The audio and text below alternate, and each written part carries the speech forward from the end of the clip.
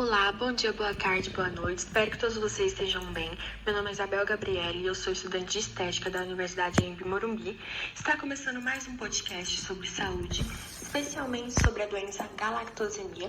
Eu estou com alguns convidados que vão falar e explicar melhor sobre a doença e desde já agradeço as visualizações e passo para a minha amiga Camila, que começará a falar mais sobre a doença. Olá, meu nome é Camila. Hoje eu vou ser apresentadora do podcast, falando mais a fundo do meu trabalho e das meninas, sobre a galactosemia. Cada uma irá falar um pouco sobre ela. A gente separou vários tópicos para falar sobre a doença. Agora eu vou fazer uma introdução da galactosemia. A galactosemia pode ser definida como uma alta concentração sanguínea do monossacarídeo galactose. Ela resulta em uma desordem no metabolismo, gerando por uma deficiência na atividade enzimática ou na sua função hepática alterada. A espécie humana adquire a galactosemia inicialmente por meio do leite humano, bovino e derivados lácteos, por meio da quebra da lactose.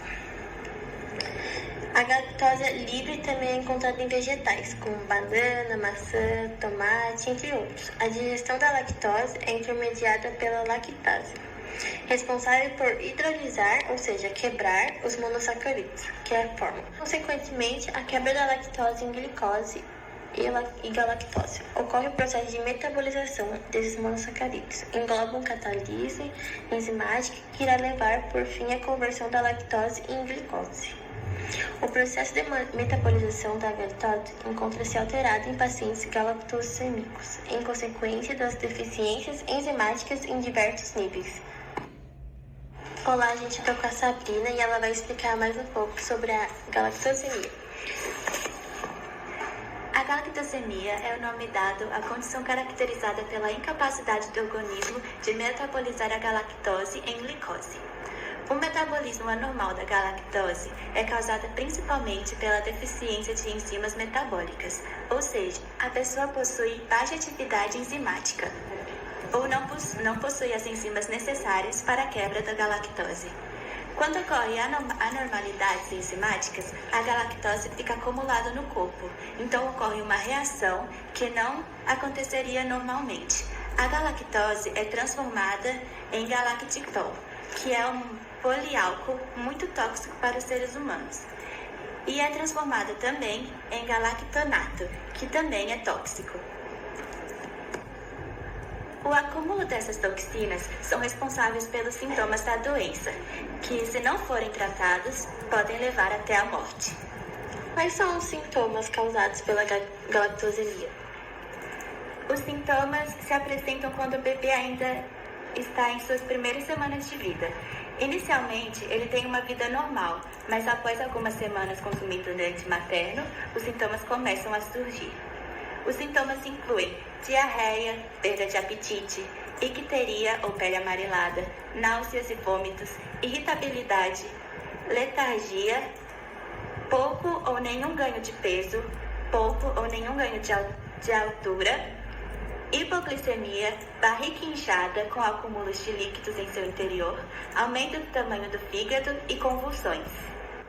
Ao longo do tempo, se não for tratada, a galactosemia pode fazer com que o paciente desenvolva catarata, impedir o crescimento normal da criança, afetar os ovários causando infertilidade e causar deficiências intelectuais. Nos casos mais severos, o paciente pode ir a óbito. Mais tipos de galactosemia e tem alguma que acontece com mais frequência? Existem alguns tipos de galactosemia e a diferença entre elas estão nas enzimas defeituosas. Nós temos a galactosemia clássica, que é a mais grave delas.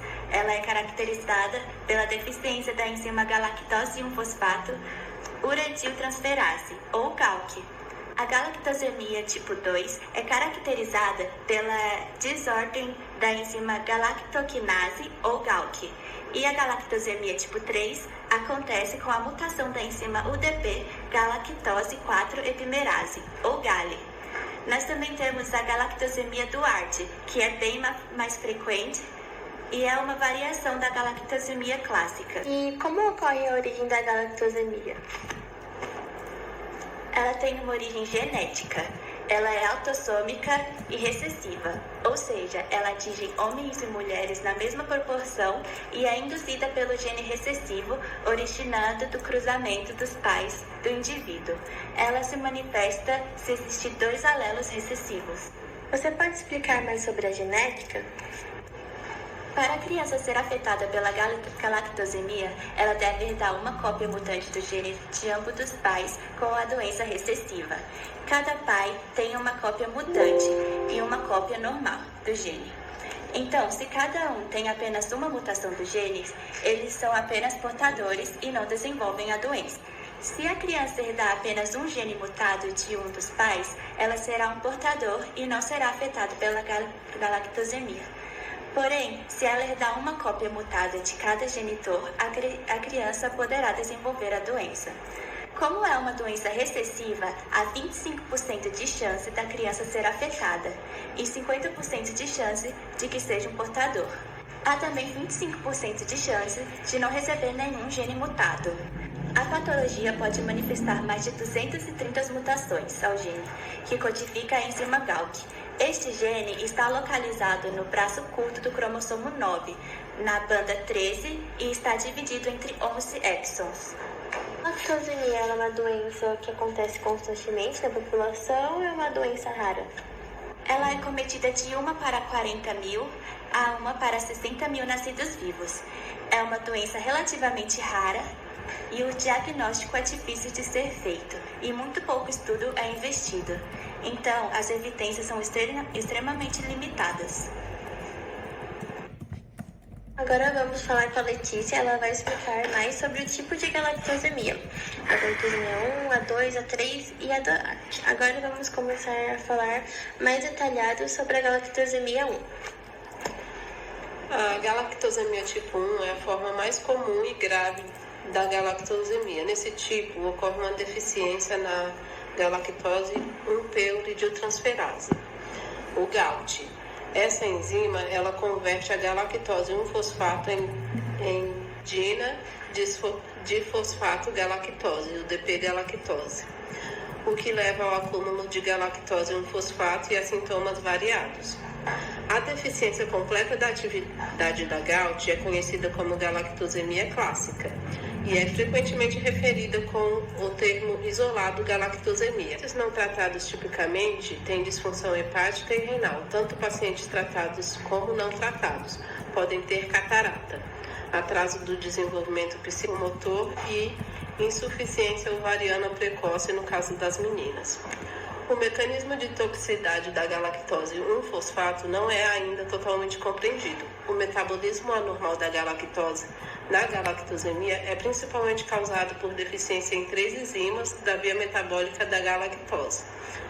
São elas a galactoquinase, galactose 1-P-uridiotransferase e uridina difosfogalactose epimerase.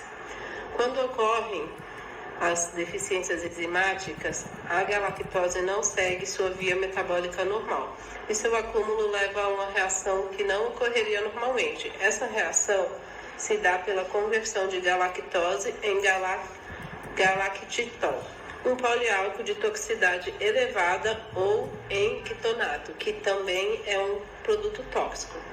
O paciente galactosêmico pode apresentar os seguintes sintomas: hepatoesplenomegalia, falhas renais, catarata, danos cerebrais, galactosúria, deficiência de aprendizagem nos ovários, no caso das meninas. A hepatoesplenomegalia é causada pelo acúmulo de galactitol nas células hepáticas, levando a um aumento da pressão osmótica e a entrada de água nessas células, que leva à hipertrofia. Defeitos oculares são causados pelo acúmulo de substâncias tóxicas que promovem a formação de catarata, aumento de opacidade do cristalino e, em alguns casos, podem levar à cegueira. A galactosúria é a presença de galactose na urina. Como há deficiência enzimática no organismo, para quebrar esse monossacarídeo, seu excesso é eliminado via urina.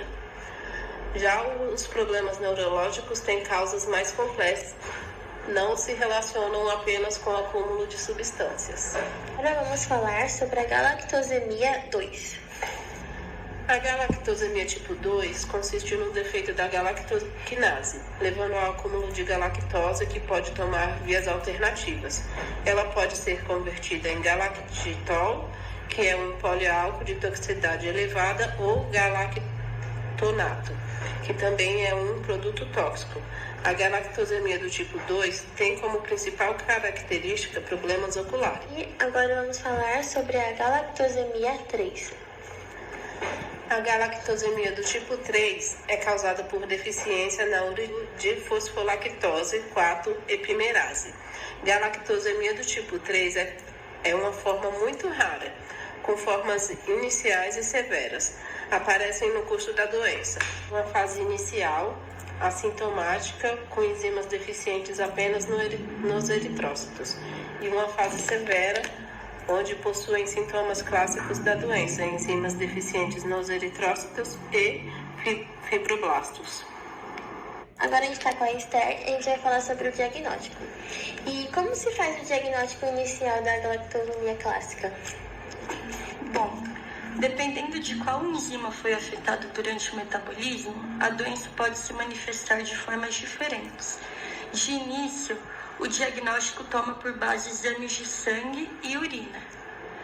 O diagnóstico na galactosemia clássica é baseado na demonstração da redução ou ausência da atividade enzimática da GALT. Pode ser feito durante a triagem neonatal ou após suspeitas clínicas. A galactosemia clássica é suspeita em todo lactante que apresentar sinais de doença hepática, com icterícia, vômitos recorrentes e baixo ganho ponderal.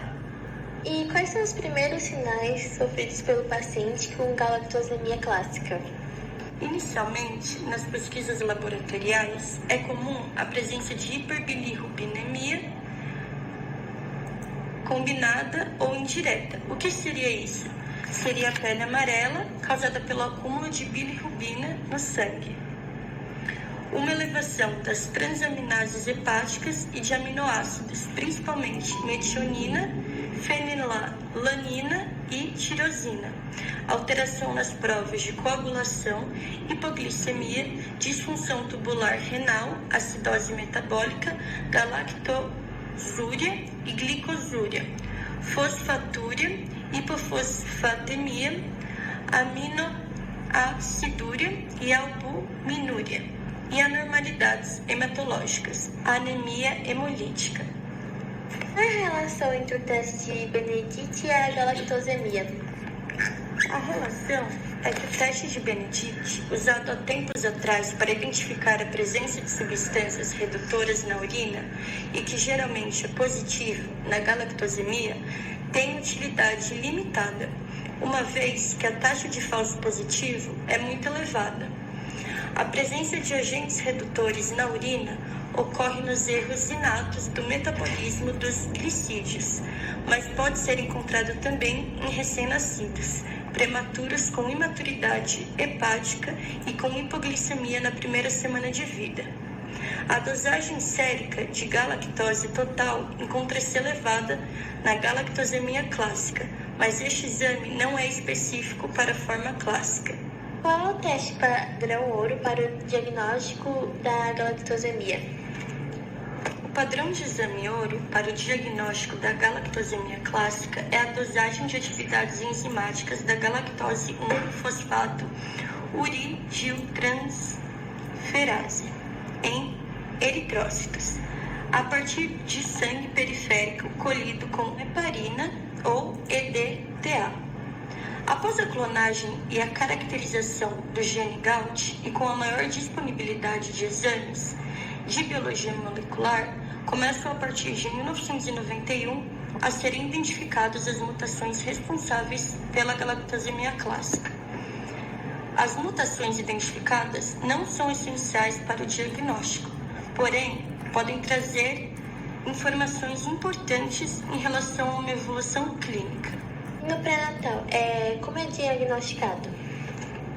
No período pré-natal, o diagnóstico é realizado através da aminocintese, que consiste na retirada de uma pequena quantidade de líquido amniótico para estudo laboratorial, medindo os níveis de galactol ou da enzima galactose 1-fosfato uridiltransferase. No período neonatal também existe o diagnóstico. E como ele é? O diagnóstico no período neonatal consiste num teste que é realizado através do teste do pezinho, onde gotas de sangue coletadas do calcanhar do neonatal mede sua ausência ou deficiência da uridiltransferases ou níveis elevados de galactose 1-fosfato nas hemácias. Portanto, o diagnóstico da galactosemia pode ser feito ainda durante a gravidez, através do exame amniocentese, que pode ser feito a partir do segundo trimestre da gravidez e tem como objetivo identificar as possíveis alterações genéticas do bebê, sendo feito a partir da coleta de uma pequena amostra de líquido amniótico, que é o líquido que envolve o bebê, que contém todos os metabolismos e excrementos. Após o nascimento, a galactosemia pode ser diagnosticada através do teste do pezinho, como citado acima. O teste de pezinho ampliado é útil para diagnosticar outras doenças genéticas e metabólicas, sendo fundamental para que o tratamento possa ser iniciado de forma imediata, prevenindo complicações para a criança. Na medida que o bebê se desenvolve, é possível fazer também o diagnóstico por meio de exames de sangue específicos, que pode ser indicado pelo médico, e exames de urina, já que é muito comum nos casos de galactosemia que seja observado aumento dos níveis de galactose na urina. Este é o diagnóstico. Quem pode diagnosticar a doença?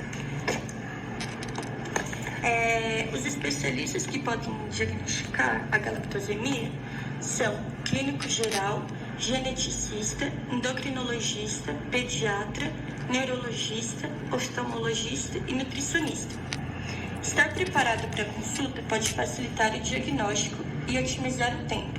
Dessa forma, você já pode chegar à consulta com algumas informações. Uma lista com todos os sintomas e há quanto tempo eles apareceram. Histórico médico, incluindo outras condições que o paciente tenha e medicamentos ou suplementos que ele tome com regularidade. O médico provavelmente fará uma série de perguntas, tais como: quais são seus sintomas, quando eles surgiram, qual a frequência de seus sintomas, você foi diagnosticado recentemente com alguma condição de saúde, você faz uso de algum tipo de medicamento, qual, você tomou alguma medida para aliviar os sintomas, você tem histórico familiar de galactosemia ou de algum outro problema metabólico. Agora vamos falar mais detalhado sobre a galactosemia Duarte. E o que seria a galactosemia Duarte? A galactosemia Duarte é uma variante da doença, apresenta uma diminuição da atividade enzimática da galactase 1-fosfato uridiltransferase, a GALT. É a mesma enzima da galactosemia clássica, porém com menor intensidade, mas com complicações principalmente nos anos iniciais da criança. Por não apresentar sintomas tão claros, pode gerar dúvidas no diagnóstico ou até falta dele e de tratamento inadequado. O que seria que causa a galactosemia Duarte? A galactosemia Duarte é causada quando ocorre um defeito na enzima chamada GALT. O trabalho dessa enzima é transformar a galactose em glicose. Quando a enzima GALT não está funcionando corretamente, a galactose não pode ser transformada em glicose com eficiência e a galactose pode se acumular no sangue. Se a galactosemia Duarte ela não for tratada, ela pode causar algum problema? A maioria das crianças com galactosemia Duarte não apresenta sintomas e a maioria não precisa de tratamento. Novos estudos de pesquisa mostraram que as crianças com galactosemia Duarte não correm maior risco de ter problemas de desenvolvimento relacionados à ingestão de galactose. Com base nos resultados desses estudos, os profissionais de saúde estão reavaliando se e como devem tratar bebês com galactosemia Duarte. O especialista em metabolismo ajudará a determinar se seu filho precisa de tratamento. Crianças com galactosemia Duarte podem desenvolver icterícia no período neonatal. A icterícia é um problema comum em recém-nascidos e geralmente se resolve com o tempo. Meninas com galactosemia Duarte são conhecidas por terem insuficiência ovariana prematura, que podem ser observadas em meninas com galactosemia clássica também. O que faz a enzima GALT ser ausente ou ela não funcionar corretamente? Genes dizem ao corpo como produzir enzimas. O gene da GALT instrui o corpo a produzir a enzima GALT. Todo mundo tem 2 cópias do gene GALT. Pessoas com galactosemia Duarte têm alterações, também chamadas de variantes, em ambas as cópias dos seus genes GALT. Por causa da variante do gene GALT, a enzima GALT funciona mais lentamente do que o normal. A gente viu a galactosemia Duarte, ela é genética. Então, como ela é herdada? Ela é herdada de forma autossômica recessiva, afeta igualmente meninos e meninas. Os pais de crianças com galactosemia Duarte raramente têm a doença.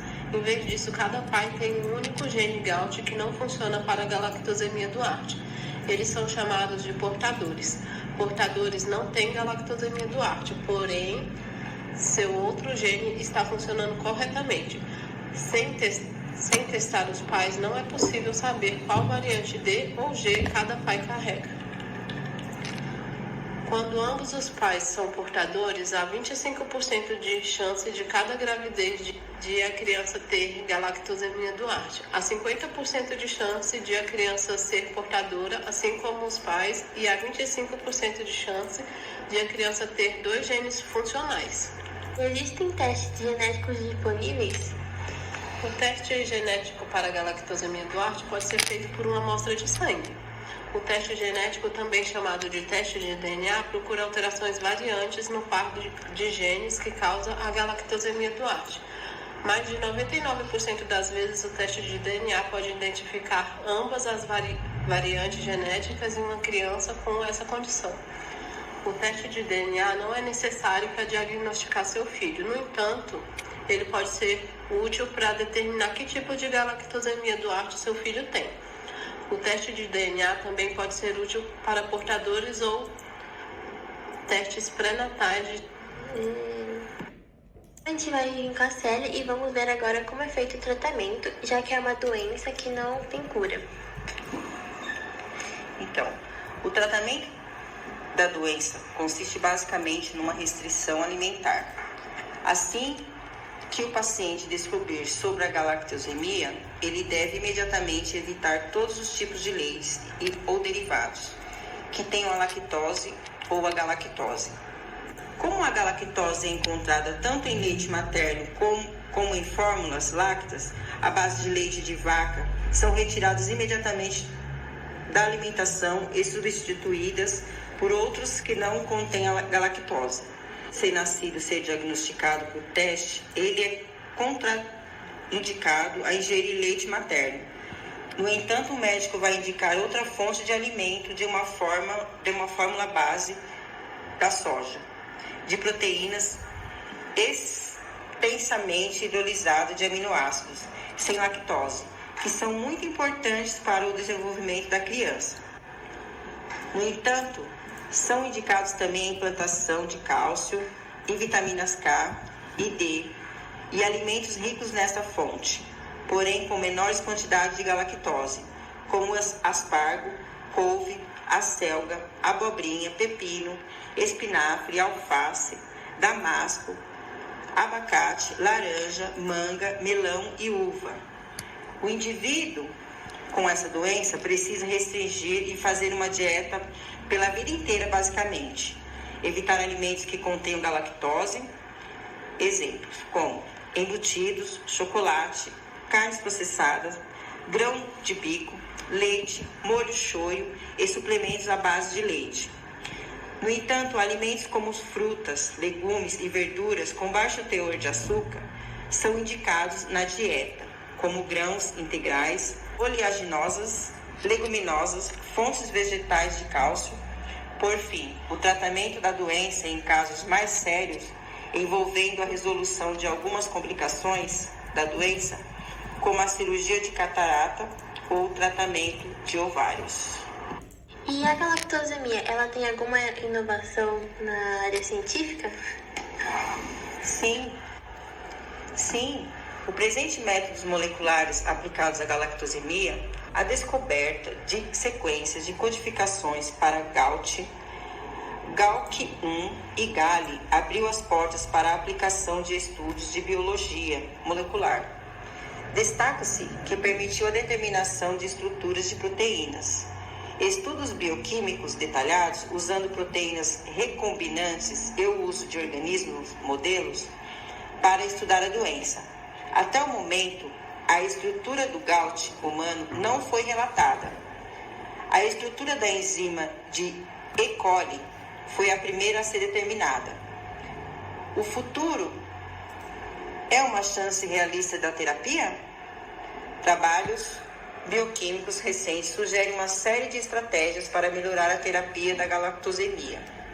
Acredita-se que o acúmulo da galactose 1-fosfato nos tipos 1 e 3 contribua para a toxicidade.